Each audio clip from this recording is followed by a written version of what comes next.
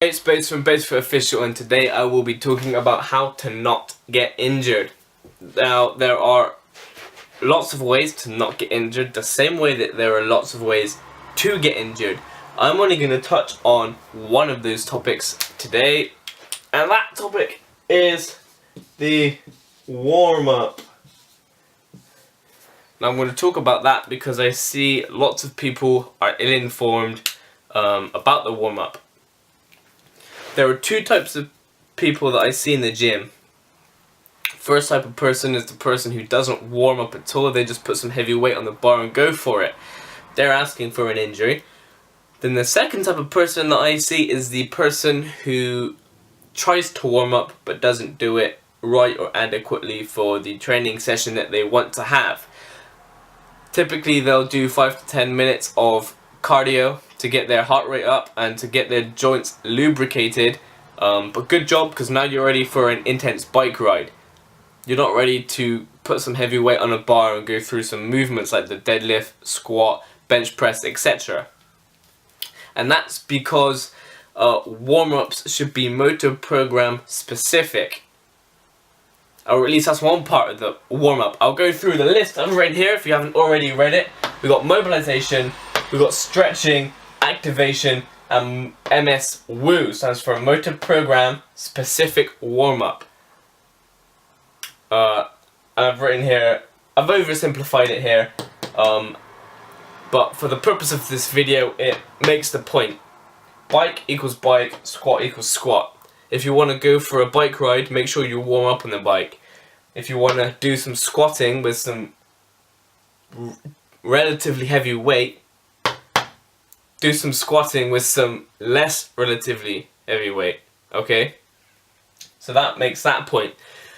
Now the motor program specific part of it all is the fact that with each movement that your body will go through, so say the squat for example, your brain needs to be able to tell each and every muscle at each and every point throughout the workout what to do. So it needs to be able to neutralize, stabilize, be a prime mover. It needs to be able to contract, relax, that type of thing in a perfect sequence.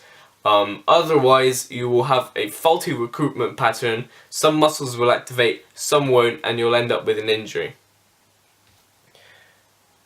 And doing a motor program specific warm-up allows the body to create and kind of wake up those programs that your body has stored in it, so that when you progressively increase the weight, it allows for you to have better form and less risk of an injury. Now I've drawn a graph here to kind of visualize it. I love drawing graphs. On this axis we have level of readiness, so obviously then down here is like 0, up here is 10, 0 being not ready, 10 being good to go. On the bottom axis we have level of exertion. It could also be volume. I'll explain that in a minute. But what you want to look for is this is what it can look like.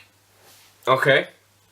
So as the level of exertion increases, the level of readiness also increases, but it gets to a point up here, which I'll say is optimal performance, at which if your level of exertion is higher than, or volume is higher than, your level of readiness will decline because you'll cause fatigue in the muscles and fatigue in the nervous system. The point of a warm-up is to ramp up your body for some heavy weight. It's not to fatigue the systems in your body, okay? So that brings me on to the third type of person that I see in the gym, is the person who understands the concept of a motor program specific warm-up. So they'll get into the squat rack and do 50, well I don't tend to see it in the squat rack because nobody likes doing 50 squats, it's like cardio. But they go on the bench press and they might do 50 reps of the bench press and think, solid, I'm warmed up now, I can put on some heavy weight. But they're not paying attention to this principle of that you need to manage your exertion of volume in order to create the correct level of readiness that will provide optimal performance in the movement. So 50 reps might be here, okay? So 50 reps is here. 50 reps is going to cause muscle fatigue, nervous fatigue, and therefore your level of readiness and performance will be hampered because you'll be tired.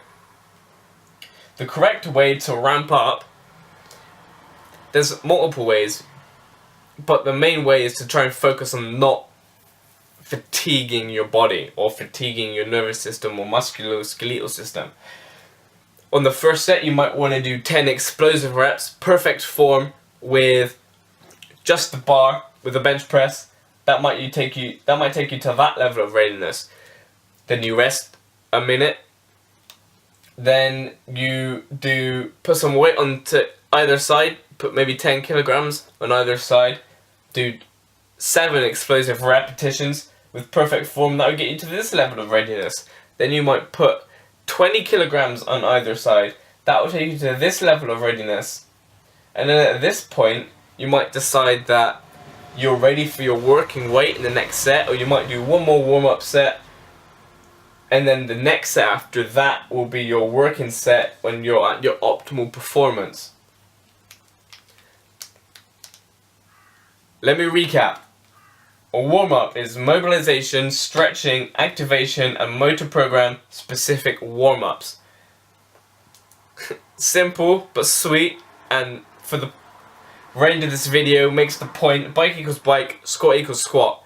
Motor program specific warm-up means that you need to perform the movement that you want to work out, so say squat or bench press, and do it steadily ramping up, but not having too high a level of exertion so that you enter a fatigued state.